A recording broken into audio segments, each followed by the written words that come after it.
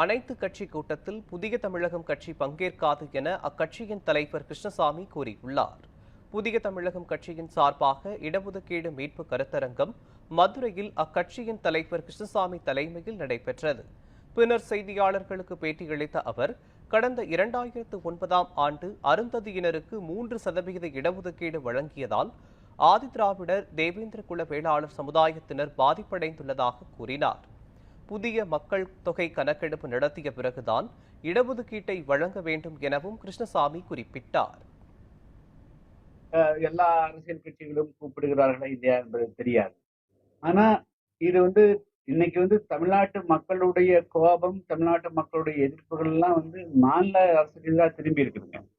அவங்க மாநில அரசுக்கு எதிராக திரும்பி இருக்கக்கூடியது மத்திய அரசுக்கு எதிராக மடைமாற்றுவதற்குண்டான ஒரு நடவடிக்கையாத்தான் நான் பார்க்க தோணுதே தவிர, இது இவங்க பெரிய தமிழக உரிமையை மீட்டெடுப்பதற்காக இவங்க இதை செய்வதாக நான் கருதுகிறேன்.